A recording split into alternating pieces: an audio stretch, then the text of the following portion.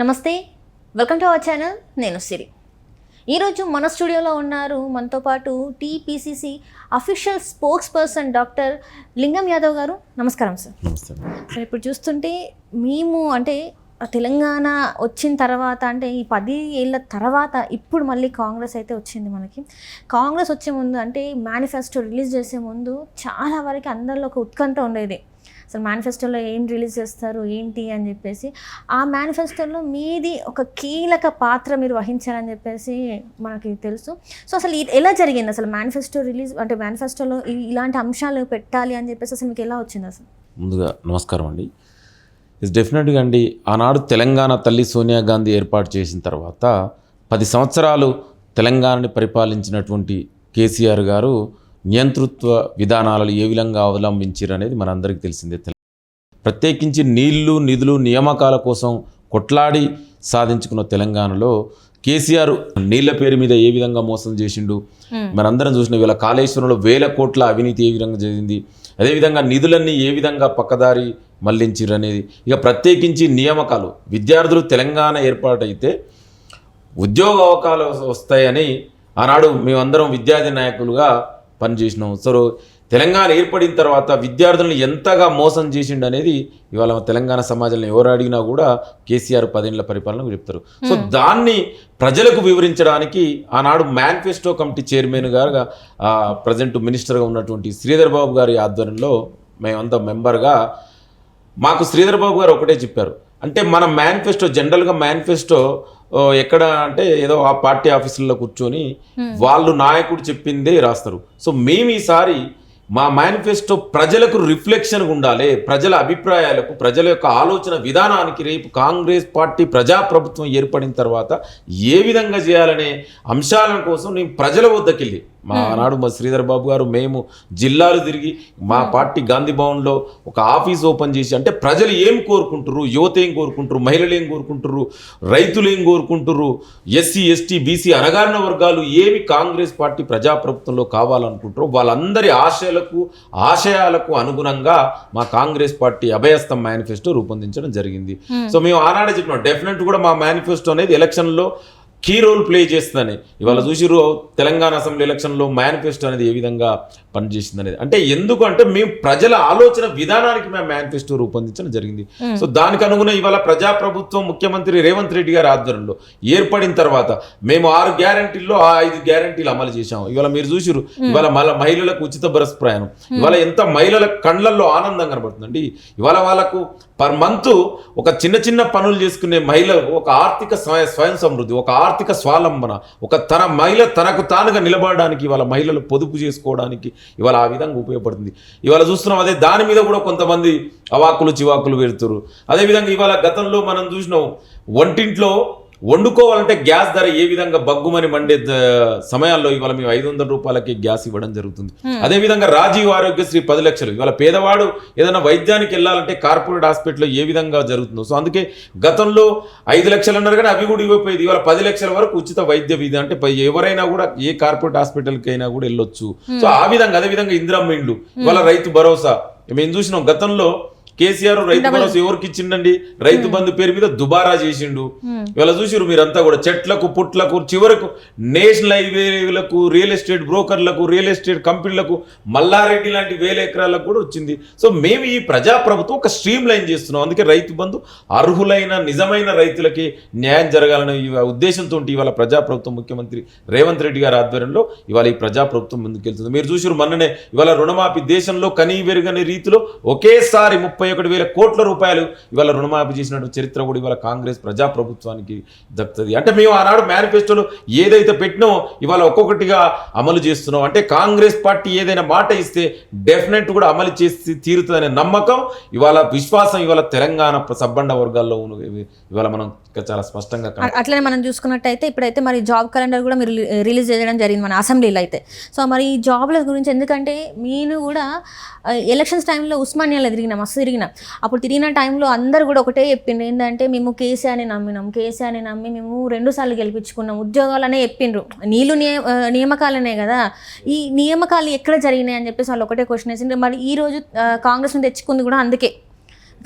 వాళ్ళు విద్యార్థులు చెప్పింది అయితే అదే, ఉద్యోగాలు మాకు లేవు, కనీసం కాంగ్రెస్ వస్తే మేము అప్పుడు కాంగ్రెస్ని నమ్మలేదు, ఇప్పుడు మేము కాంగ్రెస్ని నమ్మి మేము ఓటేయాలనుకుంటున్నామని చెప్పి వాళ్ళు మస్తు మంది చెప్పిండ్రు. ఇప్పుడు మీరు ఉద్యోగ అంటే క్యాలెండర్ అయితే రిలీజ్ చేసిండ్రు, ఏ విధంగా ఉండబోతుంది మరి ఇది? డెఫినెట్ నేను అదే చెప్తున్నాండి. గతంలో 10 ఏళ్లుగా తెలంగాణ యువత నిరుద్యోగులందరూ కూడా ఎంతో వెయిట్ చేసిరు కేసీఆర్ 10 ఏళ్ల పార్లో ఉద్యోగాలు వస్తాయని, కానీ ఎక్కడ కూడా ఉద్యోగాలు రాలేదు. మనందరికీ తెలుసు ఒక TSPSలే 16 పేపర్ లీకేజ్లు, అంటే గత పాలన మొత్తం కేసీఆర్ పాలన అంతా కూడా లీకేజీలు ప్యాకేజీలు లెక్క జరిగింది. ఏ విధంగా పేపర్లు అమ్ముకుర్రో బయట మనందరికీ తెలిసింది. అదేవిధంగా ఉద్యోగం రాలేదని ప్రవళిక అనే అమ్మాయి ఇక్కడే అశోక్ నగర్ లో ఒక అమ్మాయి, ఆమె ఉద్యోగం రాలేదని ఆత్మహత్య చేసుకుంటే దాని మీద కూడా క్యారెక్టర్ అసాసిన్ చేసినటువంటి దుర్మార్గులు గత పాలకులు ఎంత బాధపడతారండి ఆ తల్లిదండ్రులు. ఒక అమ్మాయి ఆ విధంగా చేయొచ్చునా? అట్లాంటి దుర్మార్గులు. అందుకే ఇవాళ కాంగ్రెస్ ప్రజాప్రభుత్వం 10 సంవత్సరాలైనటువంటి విలువైన సమయాన్ని యువత నిరుద్యోగులు కోల్పోయారు. ఈ ప్రజాప్రభుత్వం ప్రథమ ప్రాధాన్యత యువతకు, విద్యార్థులు, నిరుద్యోగికి ఇవ్వాలి. దానికి అనుగుణంగానే మా మేనిఫెస్టోలోనే మేము ఆనాడు మా మేనిఫెస్టోలోనే జాబ్ క్యాలెండర్ రిలీజ్ చేయడం. దానికి అనుగుణంగా నిన్న అసెంబ్లీలో గౌరవ డిప్యూటీ సీఎం గారు బట్టి విక్రమార్క గారు, ముఖ్యమంత్రి గారు అందరూ కూడా ఒక జాబ్ క్యాలెండర్ ప్రకటన చేయడం జరిగింది. అంటే మనం గతంలో ఎక్కడైనా కూడా జరగలేదండి. ఇవాళ దేశంలో ఎక్కడ కూడా ఎక్సెప్ట్ ఒక కేరళ, తమిళనాడు తప్ప ఎక్కడ కూడా ఈ దేశంలో జాబ్ క్యాలెండర్. అట్లాంటి ఒక చారిత్రాత్మకమైన నిర్ణయాలకు వేదిక ఈ అసెంబ్లీ నడుస్తుంది.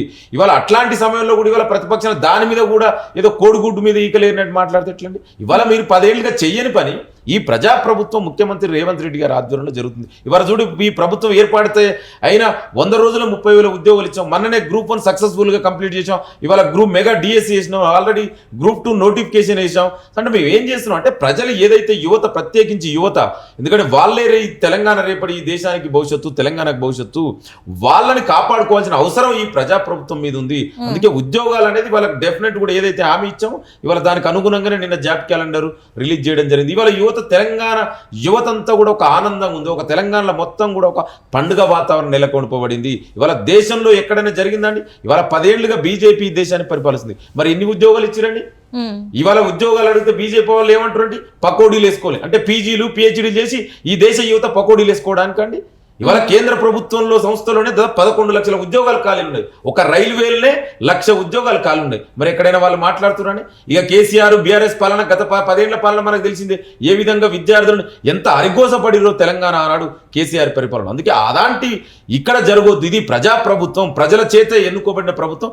ప్రజల నిర్ణయాలకు అనుగుణంగానే ఇవాళ ఈ తెలంగాణ ప్రజాప్రభుత్వం నడుస్తుంది. దానికి అనుగుణంగా ఇవాళ జాబ్ క్యాలెండర్ రిలీజ్ చేయడం. ఇవాళ మీరు చూడండి, ఎక్కడ కూడా తెలంగాణ వ్యాప్తంగా కూడా యువత, విద్యార్థులు ఒక పండుగ వాతావరణం నెలకొల్పబడింది. దీని మీద కూడా విమర్శలు చేస్తే ఏదైనా విమర్శ ఎట్లుండాలండి? ఒక సద్వినియోగ విమర్శ చేయాలి, ఒక కన్స్ట్రక్టివ్ క్రిటిసిజం చేయాలి. అంతే తప్ప ఏదో క్రిటిసిజం చేయాలి కాబట్టి చేస్తే ఇవాళ మీకు మొన్ననే బుద్ధి చెప్పారు. ఇప్పటికైనా మారుకొని ప్రజల నిర్ణయాలకు అనుగుణంగా మీరు నడుచుకుంటే బాగుంటుంది. అనవసరంగా ఏది పడితే అది మాట్లాడితే ఇవాళ విద్యార్థులే మీకు మొన్న అసెంబ్లీ ఎలక్షన్లో బుద్ధి చెప్పారు, పార్లమెంట్ ఎలక్షన్లో బుద్ధి చెప్పారు. ఇప్పుడు కూడా మారకుంటే రేపు ఎక్కడ ఏ ఎలక్షన్లో కూడా కనీసం మీకు డిపాజిట్ వచ్చే పరిస్థితి కూడా ఉండదు. ఇప్పటికైనా అట్లనే చూసుకున్నట్టయితే ఇప్పుడు మళ్ళీ ఈ రుణమాఫీ, ఏదైతే రైతుల రుణమాఫీ గురించి, దాని గురించి అయితే మస్తు పెద్ద చర్చనే జరిగింది. ఎన్నికల ముందు జరిగింది, ఎన్నికల తర్వాత జరిగింది, మొన్నటి వరకు కూడా జరిగింది. ఇప్పుడు మరి అసెంబ్లీ సమావేశాలు అయిన తర్వాత మనం చూసినాం మొత్తం ఆల్మోస్ట్ హరీష్ రావు గారు అయితే నేనైతే రాజీనామా చేస్తా అన్నారు. మరి దాని మీద మీరు ఎట్లా మాట్లాడుతున్నారు? నేను అదే చెప్తున్నాండి. ఇవాళ 10 ఏళ్ళుగా కేసీఆర్ పరిపాలనలో ఇవాళ ఆనాడు రైతులకు బేడీ లేచింది. ఖమ్మం రైతులు మర్చిపోయారండి? ఇవాళ ఇదే బీఆర్ఎస్ పార్టీ కదా బీజేపీ తీసుకొచ్చిన నల్ల చట్టాలకు రైతులు దేశవ్యాప్తంగా పోరాడుతుంటే, కాంగ్రెస్ పార్టీ రైతులకు సపోర్ట్గా పోరాడుతుంటే, మరి ఇదే బీఆర్ఎస్ నాయకులు కదా కేంద్రం నల్ల చట్టాలకు సపోర్ట్ చేసింది. ఇవాళ వాళ్ళ ఆధ్వర్యంలో చెయ్యని పని ఇవాళ ఈ ప్రజాప్రభుత్వం ముఖ్యమంత్రి రేవంత్ రెడ్డి గారి ఆధ్వర్యంలో దేశ చరిత్రలో ఒకటేసారి 31,000 కోట్ల రూపాయలు ఇవాళ రుణమాఫీ కోసం రిలీజ్ చేయడం జరిగింది. ఎక్కడైనా జరిగిందండి? మీ 10 ఏళ్లలో చెప్పండి ఎన్ని చేసిరు? ఇవాళ ప్రజాప్రభుత్వం ఏర్పడి 7 నెలలే కంప్లీట్ అయింది. మీ 10 ఏళ్లలో చెయ్యనిది మేము ఒక 7 నెలల్లో చేసిన. 7 నెలల్లో కూడా 3 నెలలు ఇవాళ model code of conduct election టైమే పోయింది. అయినా కూడా ప్రజాప్రభుత్వానికి రైతులు అంటే ఈ దేశానికి అన్నం పెట్టే రైతులు, దుక్కి భూమిని నమ్ముకొని బతికే రైతులు డెఫినెట్ గా ఆదుకోవాల్సిన అవసరం ఉంది. అందుకే ఇవాళ ఈ ప్రజాప్రభుత్వం ఆనాడు హరీష్ రావు ఏమన్నాడు? మా ముఖ్యమంత్రి గారు ఇవాళ మేము రుణమాఫీ చేస్తామంటే చెయ్యలేదు, ఇంపాసిబుల్, చేస్తే నేను రిజైన్ చేస్తాను. మరి ఇవాళ హరీష్ రావు గారు ఎక్కడ పడుకుండండి? ఇవాళ ఆగస్టు 15 అంటే ఇవాళ ముఖ్యమంత్రి గారు జూలై 18 లక్ష రూపాయల వరకు, మొన్ననే 1,50,000 రూపాయల వరకు, రేపు ఆగస్టు 15కు 2 లక్షల రుణమాఫీ చేసి తీరుతా ఉన్నా. ఇవాళ దానికి అనుగుణంగా నిర్ణయాలు జరుగుతున్నాయి. ఇవాళ 2,50,000 రూపాయల వరకు ఇవాళ రుణమాఫీ జరిగింది. మరి హరీష్ రావు సిద్ధంగా ఉండారు రాజీనామాకు? నువ్వు చేయలేదన్నావు, మేము చేసి చూపిస్తున్నావు. మరి నీకు దమ్ముందా నువ్వు రాజీనామా చేసే అంత దమ్ము? అంటే నేను ఏమంటున్నా అంటే మీరు చెయ్యని పని ప్రజాప్రభుత్వం చేస్తుంది. అంటే మనం ఒకటి గుర్తుంచుకోవాలి, ఇవాళ ఇదే కాదు గతంలో కూడా దేశవ్యాప్తంగా ఆనాడు ప్రధానిగా ఉన్నటువంటి మన్మోహన్ సింగ్ గారి ఆధ్వర్యంలో దేశవ్యాప్తంగా కూడా 72,000 కోట్ల రూపాయలతో రుణమాఫీ చేసినటువంటి చరిత్ర కూడా కాంగ్రెస్ పార్టీకే దక్కుతుంది. అంటే కాంగ్రెస్ పార్టీ అంటేనే రైతుని రాజుగా చేసే పార్టీ, రైతు అభివృద్ధి ధ్యేయంగా, అభివృద్ధి సంక్షేమమే ధ్యేయంగా పనిచేసినటువంటి పార్టీ ఇవాళ కాంగ్రెస్ ప్రజాప్రభుత్వంలో జరుగుతుంది. ఇవాళ దేశవ్యాప్తంగా చూడండి బీజేపీ ఏ విధంగా చేస్తుంది. ఆనాడు రైతులకు ఆదాయాన్ని రెట్టింపు చేస్తున్నారు, రైతులకు పింఛన్ ఇస్తున్నారు, మరి ఎక్కడ పోయిందండి? ఇవ్వకపోగా ఇవాళ రైతుల మీద కాల్పులు జరుపుతారు. ఇవాళ బీఆర్ఎస్ అదే విధంగా చేసింది. అందుకే ఆ పార్టీలకు బుద్ధి చెప్పారు, ఇప్పటికైనా మారండి. మీరు రాజీనామాకు ఇవాళ ముఖ్యమంత్రి గారు మొన్న చాలా స్పష్టంగా చెప్పిండు, హరీష్ రావు నువ్వు రిజైన్ చేసేంత దమ్ము లేదు, సర్లే మేము రిజైన్ కూడా అడగము, కానీ అవాకులు చివాకులు వేలకు నువ్వు చేయనన్నో మీకు చేసి చూపించినావు. అది కాంగ్రెస్ యొక్క క్రెడెన్షియాలిటీ. సో మీరు చేయని అని చెప్పినా కూడా ఇవాళ మీ ప్రజలు ఎందుకంటే కాంగ్రెస్ అంటేనే రైతు సంక్షేమం కోసం నిరంతరం పనిచేసే. ఇవాళ చూడండి గతంలో ప్రజాస్వామ్యం ఉందా అండి? ఎక్కడి నుంచి పరిపాలన జరిగేది? గడిల నుంచి జరిగేది. ప్రజాస్వామ్యంలో మరి చట్టసభలో ఎప్పుడైనా కేసీఆర్ మీరు చూసిరు 10 ఏళ్లలో చట్టసభలో సమావేశాలు జరిగినాయని కూడా ఎవరు తెలియదు కండి. ఇవాళ మీరు చూడండి ప్రతిపక్ష నాయకుడు అసెంబ్లీకి రాకున్నా కూడా ఆ పార్టీ బీఆర్ఎస్ పార్టీలకు ఎక్కువ సమయానికి కనిపించింది. అంటే పాలక పక్షం ప్రతిపక్షం అని చూడకుండా సభలు సమావేశాలు జరుగుతుంటే ఇవాళ అసెంబ్లీకి ప్రతిపక్ష నాయకుడు రాడు. ఇవాళ కేటీఆర్ వచ్చి ఆయన ఇది సభలు ఇంత మంచిగా జరుగుతున్నాయి, దీన్ని ఎట్లయినా డైవర్ట్ చేయాలని మళ్ళీ దాని మీద ఒక డ్రామాలు ఆడడం తప్ప నిజంగా ప్రజా సమస్యలను చర్చించే సిద్ధశుద్ధి ఈ బీఆర్ఎస్ నాయకులకు లేదు. ఇవాళ మీరు చెప్పండి, మరి ఆ ప్రతిపక్ష నాయకుడు రోల్ ఏందండి? అసెంబ్లీకి ఎందుకు రాడండి? అంటే గడిలలో ఉండడం కోసం, ఫామ్ హౌస్లు ఉండడం కోసమా? మరి ఇక చట్టసభలు ఎందుకండి? ఇక ప్రజాస్వామ్యం ఎందుకండి? అంటే చట్టసభల మీద విలువ లేదు, ప్రజాస్వామ్యం మీద విలువ లేదు. ఇప్పటికైనా కేసీఆర్ బీఆర్ఎస్ పార్టీ మారి ఈ ప్రభుత్వానికి ఒక మంచి సలహాలు సూచనలు ఇస్తే బాగుంటుంది తప్ప ఏది పడితే అది మాట్లాడి ఇంకా ప్రజలు మీరు ఇట్లనే మాట్లాడితే తెలంగాణలో ఇప్పటికే 2 ఎలక్షన్లు మీకు బుద్ధి చెప్పారు. ఇకనైనా మారండి. మీరు ఒక పాజిటివ్ దృక్పథంతో ప్రజాప్రభుత్వం ముందుకెళ్తుంది, అంతే తప్ప ఏది పడితే అది మాట్లాడతాం మాత్రం తెలంగాణ ప్రజలు మీ మాటల్ని సహించే స్థితిలో లేరు. అట్లనే చూసుకున్నట్టయితే ఇందాక మీరు అన్నాడు గడిల నుంచి వెళ్ళి పాలన చేసిందని. గత 10 సంవత్సరాలు మనం చూసినాం కేసీఆర్ గారి పాలన ఎట్లున్నది ఏందనేది అయితే ప్రతి ఒక్కరు చూసిన, చిన్నపిల్ల ముసలవ్వ దగ్గర నుంచి చిన్నపిల్ల దగ్గర అందరూ చూసిండ్రు. అట్లనే ఇప్పుడు మరి తెలంగాణ వచ్చిన తర్వాత ఈ 10 సంవత్సరాల తర్వాత ఇప్పుడు మరి కాంగ్రెస్ ఎట్లా చేయబోతుంది? ఆ 10 సంవత్సరాలకి ఇప్పటికి డిఫరెన్స్ ఎట్లా ఉండబోతుంది మరి?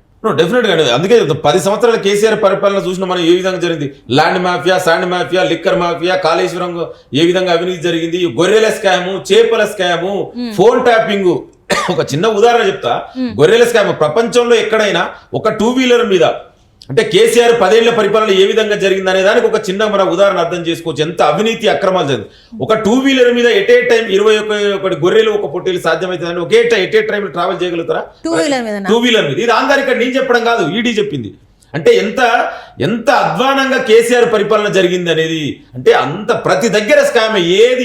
ఏ డిపార్ట్మెంట్ తీసుకో చేపల స్కామ్ అండి, గొర్రెల స్కాము, అమాయకులైన గొల్ల కుర్మల నుంచి డబ్బులు వసూలు చేసి దాంట్లో కూడా స్కాము. ఏ డిపార్ట్మెంట్ చూసినా 1000 కోట్ల అవినీతి అక్రమాలు, భూదందాలు. ఇవాళ చూడ హైదరాబాద్ గతంలో తెలంగాణ ఏర్పడినప్పుడు ఎంత ప్రభుత్వ భూమి ఉండే, మరి ఇప్పుడు ఎంత ప్రభుత్వ భూమి ఉంది? ఆ ప్రభుత్వ భూమి ఎంత ఎవరైందండి? మరి కోకపేటలో మరి 100 కోట్లు అన్నారు కదా. మళ్ళీ భూములు వాళ్ళ వల్లనే పెరిగిన, భూమి రేట్లు వాళ్ళ వల్ల వచ్చినాయి, రియల్ ఎస్టేట్ రంగం వాళ్ళ వల్లనే పెరిగింది అన్నారు కదా. మరి ఏ కేటీఆర్ ఎట్లుండంటే కేటీఆర్ వాళ్ళ ఒక global WhatsApp university, BJP BRS 2 ఒకటి నుంచి వచ్చినాయి. వాళ్ళు ఎంత ప్రచారం చేయడంలో దిట్ట. అందుకే నిన్న ముఖ్యమంత్రి గారు కూడా అసెంబ్లీ చాలా స్పష్టంగా చెప్పాడు, అంతా ఆర్టిఫిషియల్ కేటీఆర్, ఆయనకి ఇంటెలిజెన్స్ లేదు, ఓన్లీ ఆర్టిఫిషియల్. ఏది పడితే అది పబ్లిక్ గా జనాలకు ఒక పాస్ చేయాలంత మెసేజ్. ఇవాళ రియల్ ఎస్టేట్ అనేది ఇప్పుడు పెరగలేదండి. మీరు చూడండి ఆనాడు కాంగ్రెస్ పార్టీ ప్రభుత్వంలో జనార్దన్ రెడ్డి గారు ఆనాడు ఇక్కడ సైబర్ టవర్ కు కన్స్ట్రక్షన్ నిర్మాణానికి శంకుస్థాపన చేశారు. ఆ తర్వాత ఇవాళ దేశంలోనే హైదరాబాద్ కు ఒక జాగ్రఫికల్ కండిషన్ మనం అర్థం చేసుకోవాలి. ఇవాళ ఒక్కరోజు అయిన డెవలప్ కాదండి. చంద్రబాబు నాయుడు, నేదులపల్లి జనార్దన్ రెడ్డి గారు, చంద్రబాబు గారు, తర్వాత రాజశేఖర రెడ్డి గారు, ఇదొక పరంపర అండి. కేటీఆర్ వచ్చినాక ఏం చేసిండండి? ఈ కేటీఆర్ రాకముందుకే కదా ఐటీ హైదరాబాద్ లో డెవలప్ అయింది. కేటీఆర్ వచ్చిన తర్వాత హైదరాబాద్ లో ఐటీ లేదనుకున్నది. అంతకు ముందు మీరు చూడండి సైబర్ టవర్ ఎప్పుడు ఏర్పడిందండి? ఇప్పుడు టీసీఎస్ ఎప్పుడు వచ్చిందండి? విప్రో ఎప్పుడు వచ్చింది హైదరాబాద్ కు?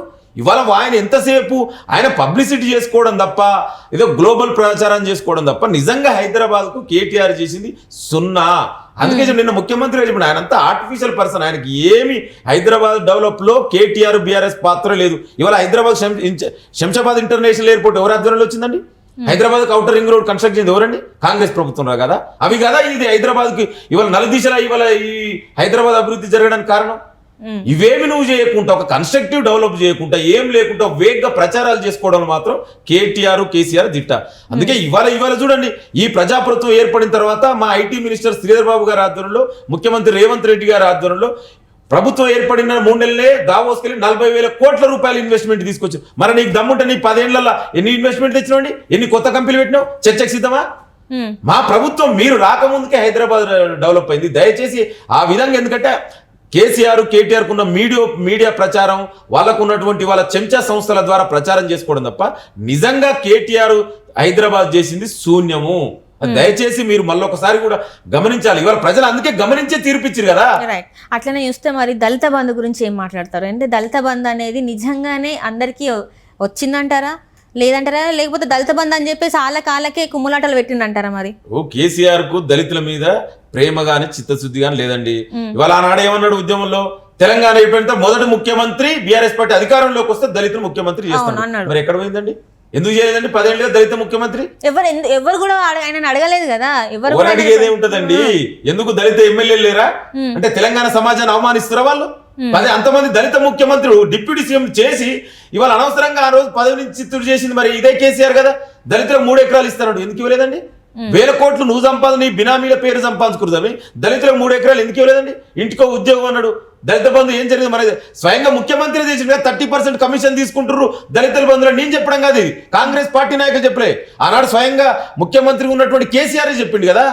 అందరికీ కట్టిదే, నేను వేగ్గా చెప్పట్లేదే. మీరు ఇప్పటికి కూడా చూసుకోండి, కావాలంటే నేను వీడియో పంపిస్తా. ఆనాడు కేసీఆర్ చెప్పిండు 30% కమిషన్. అంటే కేసీఆర్ది 30% కమిషన్. ఏ డిపార్ట్మెంట్ లో చూసుకున్న కమిషన్లే.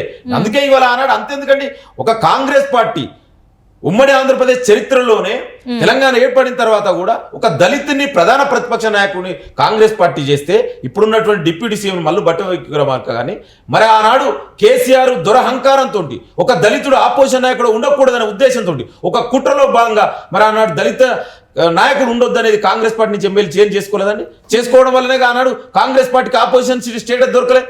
మరి నిన్న డిప్యూటీ సీఎం గారు స్పష్టంగా చెప్పారు కదా. అంటే ఇంకా దళితుల మీద కేసీఆర్ ప్రేమ ఎక్కడ ఉందండి? ఈ ప్రభుత్వం చిత్తశుద్ధితో ఉంటుంది.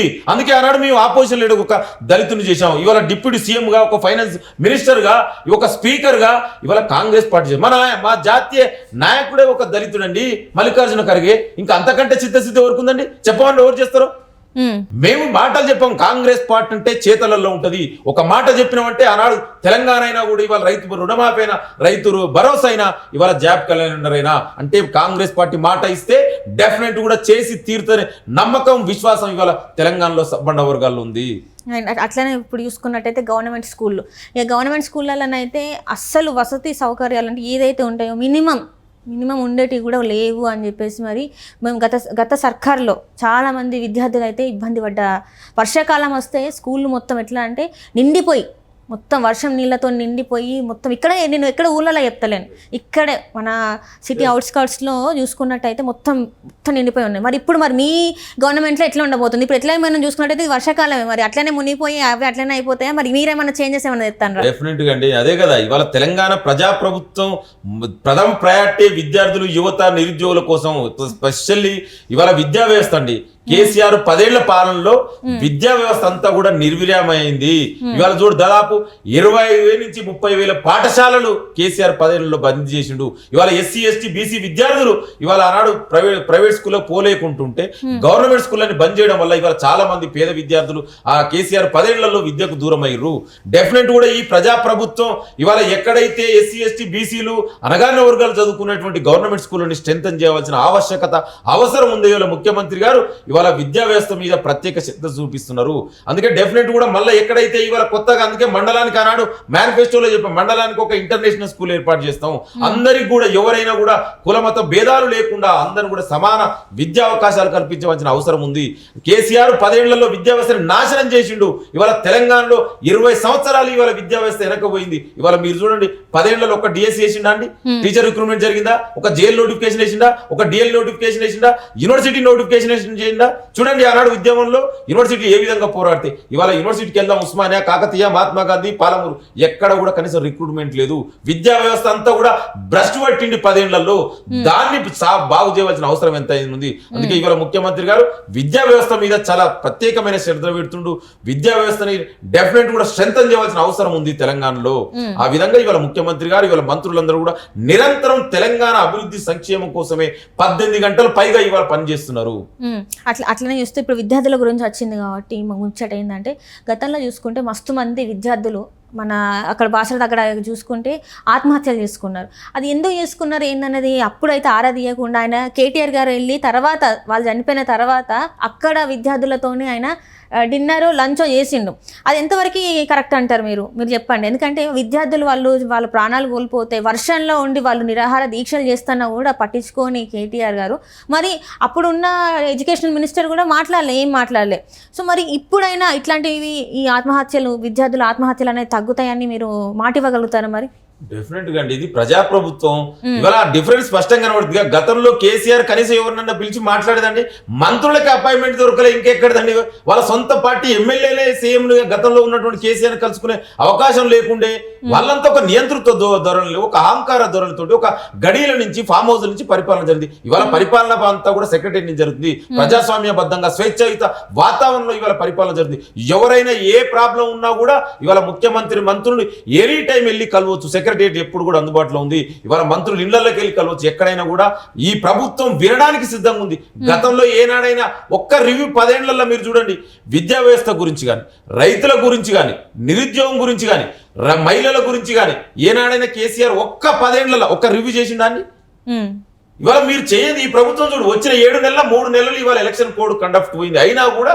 ఈ ప్రభుత్వం నిరంతర ఇవాళ విద్యా వ్యవస్థని రైతుల గురించి మహిళల గురించి ఇవాళ ఈ విధంగా ఆలోచిస్తున్నాం గతంలో ఈ విధంగా జరగలేదే కేసీఆర్ కేటీఆర్ ఎంతసేపు అదే చెప్తున్నా వాళ్ళు ఒక వాట్సాప్ యూనివర్సిటీ ఒక పబ్లిసిటీ చేసుకోవడంలో కేటీఆర్ గొప్ప అందరూ మాత్రం నిజంగా కేటీఆర్ గనుడే చేయని చేసినట్టు హైదరాబాద్ నేనే డెవలప్ చేసినట్టు ఇంకా అసలు కేటీఆర్ లేకుంటే అసలు హైదరాబాద్ లేదన్నట్టు అంటే అంత వేగంగా ప్రచారాలు చేస్తే ఎవరు నమ్ముతారండి ఇవాళ ప్రజలందరూ గమనిస్తున్నారు ఎవరైంది హైదరాబాద్ ఇప్పుడు డెవలప్ అయింది ఇవాళ నువ్వు 10 ఏళ్లలో ఎన్ని ఉద్యోగాలు ఇచ్చినావు మహిళల గురించి ఏనాడు మాట్లాడండి మొత్తం 5 ఏళ్లలో మొదటి క్యాబినెట్ లో ఒక మహిళని మంత్రి లేడు ఇంకా వాళ్ళు ఎట్లా మాట్లాడతారండి మహిళల గురించి మహిళల భద్రత గురించి ఇవాళ అదే చూసిన మరియమ్మ లాకప్ డెత్ ఏమైందనేది హైదరాబాద్ అండి కేసీఆర్ పరిపాలనలో ఎల్బీ నగర్ లో ఒక ఆదివాసీ మహిళని ఏ విధంగా పోలీస్ స్టేషన్ లో టార్చర్ చేయ మన అందరం చూసి ఏ విధంగా ఇన్సిడెంట్ జరిగిందో అట్లాంటి దుర్మార్గాలు గత ప్రభుత్వంలో జరిగినాయి ఇది ప్రజాప్రభుత్వం ఎవరైనా ఎప్పుడైనా ముఖ్యమంత్రి గాని మంత్రి మండలి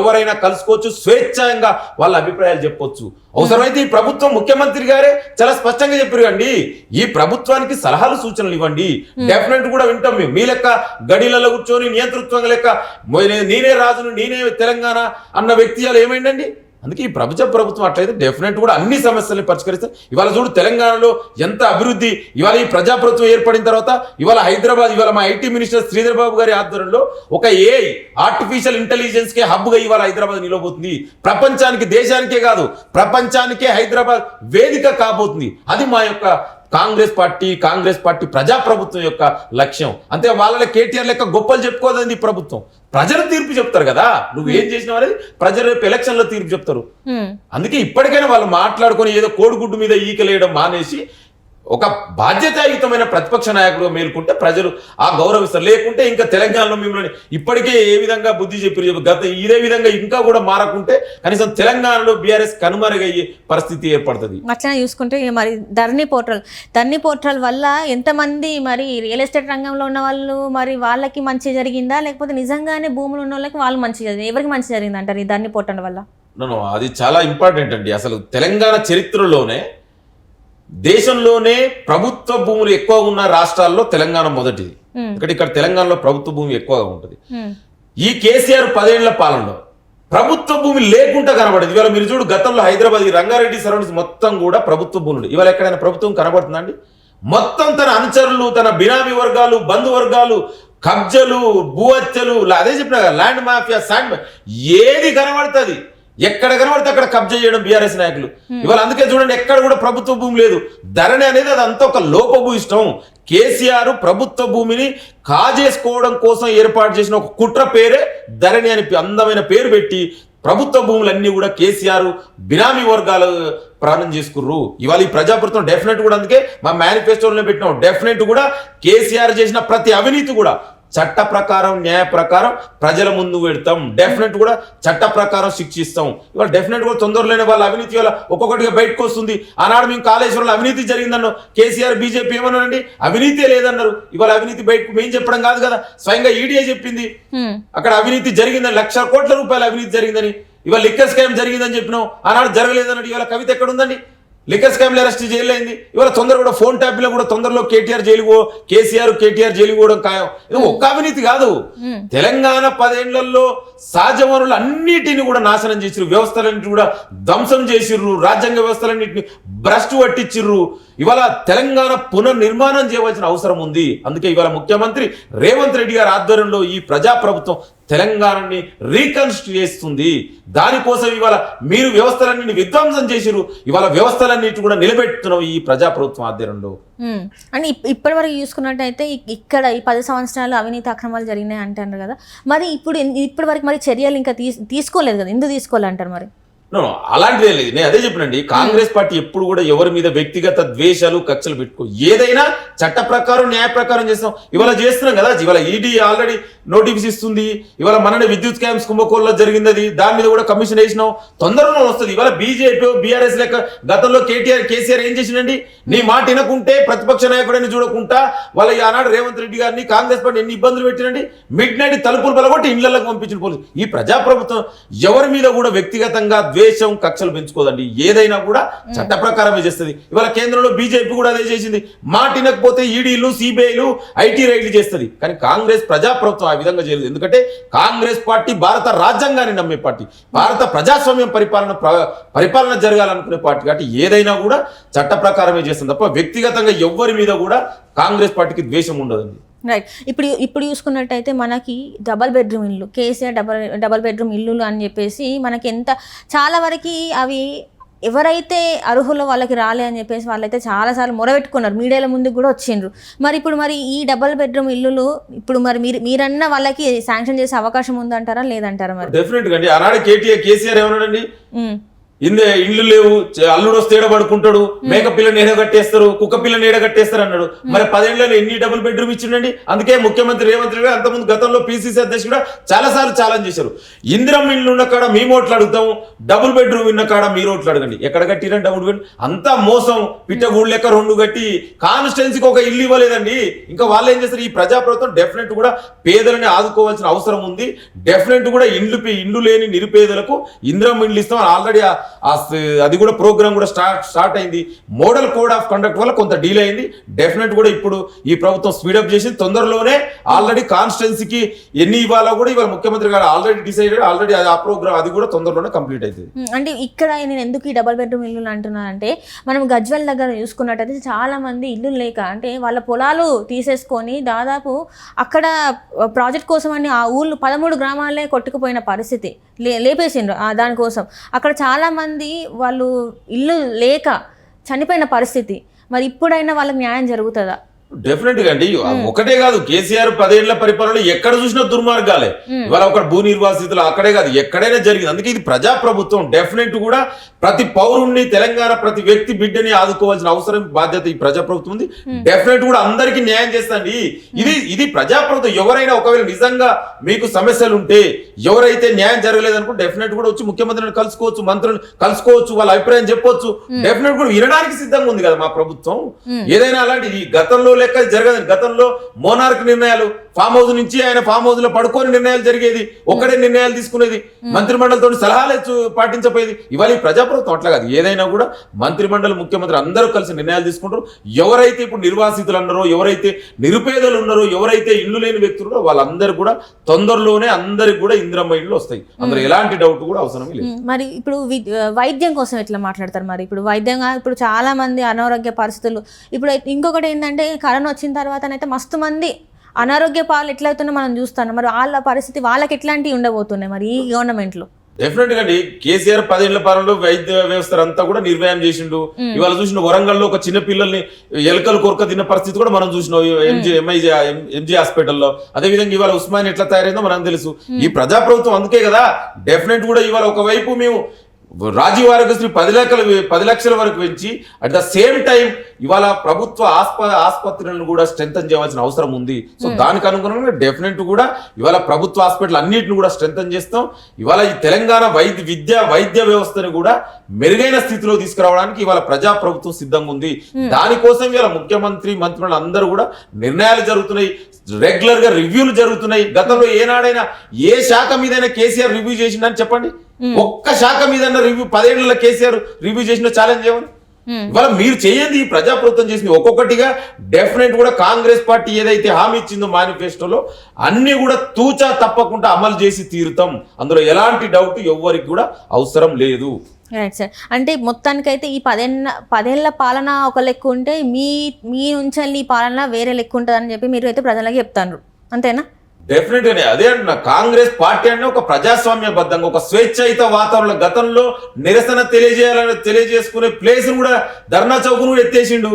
ఇవాళ ఈ ప్రజా ప్రభుత్వంలో స్వేచ్ఛ ఉంది. ఇంకా మనిషికి అంతకంటే ఏందండి? ఇవాళ స్వేచ్ఛగా నిర్ణయాలు జరుగుతుంది. మీరు చూడు గతంలో మీడియా మీద కూడా ఆంక్షలు పెట్టిండు. మాట్లాడితే జర్నలిస్టులను కూడా అరెస్ట్ చేసి జైల్లో పంపించే చరిత్ర గత పాలకులది. ఇవాళ నిజాన్ని నిర్భయంగా చెప్పుకోవచ్చు. ఇది ప్రజాస్వామ్యబద్ధంగా డాక్టర్ బాబాసాహెబ్ అంబేద్కర్ రాసిన భారత రాజ్యాంగం ప్రకారం ఇవాళ తెలంగాణలో ప్రజా ప్రభుత్వం నడుస్తుంది. డెఫినెట్ కూడా ఇవాళ ఈ ప్రజా ప్రభుత్వంలో కరప్షన్ కు చావు లేకుండా కేసీఆర్ చేసిన 10 ఏళ్ల అవినీతి అన్నిటి కూడా ఒక్కొక్కటిగా జనాల ముందు ఉంచుతాం. చట్ట ప్రకారం న్యాయ ప్రకారం వాళ్ళ కేసీఆర్ కేటీఆర్ ఎవరున్నా ఎంత పెద్ద వ్యక్తులు ఉన్నా కూడా డెఫినెట్ కూడా అరెస్ట్ చేసి చట్ట ప్రకారం శిక్షిస్తాం. At the same time Telangana రాష్ట్రాన్ని ఇవాళ దేశంలోనే ఒక అత్యున్నత రాష్ట్రంగా, ఒక నెంబర్ 1 రాష్ట్రంగా మిగతా రాష్ట్రాలకు ఆదర్శంగా తీర్చిదిద్దడం కోసం ఇవాళ రెయిన్బోలు ముఖ్యమంత్రి మంత్రిమండలి నిరంతరం క్షమిస్తారు. ఇవాళ మీరు చూడండి జాబ్ క్యాలెండర్ దేశంలో ఎక్కడ ఉందండి?